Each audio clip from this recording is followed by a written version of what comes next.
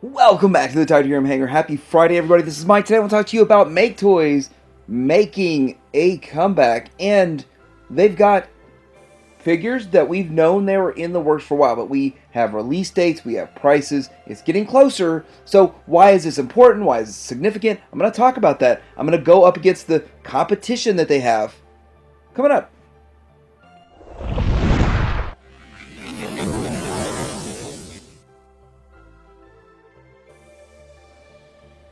So what exactly is going on with Maketoys? They're making a comeback.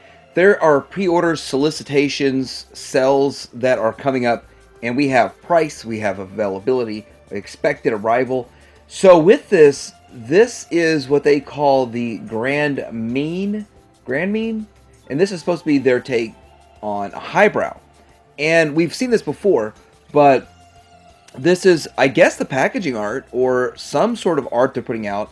Not the actual figure, though, so that is kind of a little surprising. I would expect to have seen the actual figure on it, but it's $150 is the price on TF Source, and it's due out in June of 2023, so that's the expected release date on this. And so with that, I kind of hope to see it. Now, why is it a big deal? Well, let's step it back just a bit. These pictures are at least 4 years old, if not older.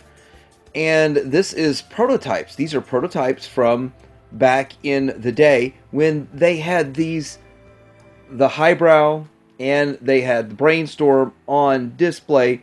And I gotta say, they look pretty good. And overall, these are actually two that I wanted the most. I would have rather them do these first. And so them finishing the team is outstanding. And they're finishing the team for a reasonable price. 150 bucks today is not that bad. Shows you'll probably get them for like 130. I don't know. They don't have their price posted just yet till they actually get them. So with that, I'm still really excited for these. So they made Hardhead and Chrome Dome already. They made these years ago, and there's actually KOs of them, but I believe that they didn't just get knocked off. I believe that they licensed out or they let somebody pay them to use their molds, and that was the Yes model. So with this is their take, this cupula, and they call it Iron Wheel, and that's their take on those, and they're pretty good. They're not great, they're not like the greatest ever, but they're solid, and I really think that the other ones that come out with will be even better than these, and we'll actually have the team. So we'll have the team in a sort of timely manner. The other one, probably Brainstorm, probably won't be out for another year. Probably. I hope to see that. But Fans Toys is taking these on also. The problem with Fans Toys taking them on is they're starting all over. They're going to start with Chrome Dome. I kind of think they're doing it as a pride thing, because Fans Toys could have easily started with Brainstorm and then done Highbrow, and then we could have had a team on our shelf for years to come. But you know how it is with Fans Toys. The way it goes with Fans Toys is usually they'll put out a figure, they're starting a team, and it takes forever to finish it. We haven't finished Combiners yet, and we're just now recently finishing the Decepticon Headmasters. So looking at these guys, starting with these Autobot Headmasters, it's going to be a long road, I believe. I don't think this stuff's going to come out one after the other. We have all four in, 4 years? It might even be 5 or 6 years till we have all four of them. And so with that, I'd much rather finish up a team for a reasonable price and know I've at least got it, and not just waiting on the Fans Toys when it comes to these Headmasters. And while we're at this, I've said this before, but they did a really good job with their Hannibal. As a Cerebros, it's a very nice figure, but it doesn't match the US color scheme and the US head. And so with that, I believe we'll eventually get a reissue of this. It just makes sense down the road we get a reissue of this. Great figure, but we want a US version, and they do a lot of US versions, so I'm not sure why we didn't get that first. Well, maybe I understand because of the toy. So finally getting to realize the team is going to be a big, big deal for a lot of collectors that are out there. And then I'm starting to wonder, I don't see much come out of Yes Model anymore, but people say Yes Model is part of Maketoys. I don't know that for a fact, but will they actually have a much cheaper $80 option like they did with the first two? I don't know if that's going to happen or not, because I was going to get mine right away, but if they do make a cheaper option down the road, that'd be fun also. So next we get into Seekers. So Maketoys did make a great line of Seekers. These Seekers looked good, were the best you could get for a long time, the most tune accurate. They did a lot of things a little bit different than what Takara was doing at the time. So with this, they still present relatively well. But we have two other options with Takara's, what they call a 2.0, but it's really a 3.0, and the deformation space, which I am in camp deformation space, but I have them both. But with this, nobody else is doing Coneheads. Takara did some Coneheads based on the MP11 mold, which, so it had some improvements from the MP03 mold, and it was a much better mold from 03. And that's really all that Takara's done so far. Now, it is expected that Takara is going to do some remolding. It's heavy remolding and retooling of the legs and the wings, and a lot of stuff going on there. But we do expect it's going to happen, and probably some differences in the transformation for the head. But for the most part, we expect it to happen with the 2.0/3.0 Seekers from Takara eventually. But when will that happen? And with deformation space pretty much going into obscurity, they're just kind of falling out of the race here.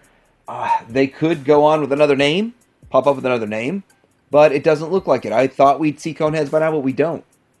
So we've just gotten color pictures of Jetstream and Booster, and this is going to be their take on Thrust and Ramjet. So first we're going to take a look at the one that is Jetstream or Thrust, and it does look pretty good overall. This is one of the things that's got a very G1-esque look to it, and I do want to say that I think that their style lends to Coneheads better than standard Seekers. The standard Seekers look good, but the Coneheads have those larger lower legs that actually is what this design has for the standard Seekers. So looking at it with the larger lower legs and all of that kind of stuff, and they do have to remold some parts to it, but it does look pretty good. I already have one of these in hand. My only disappointment with the first one that I got is the fact that it's just pretty much bare plastic.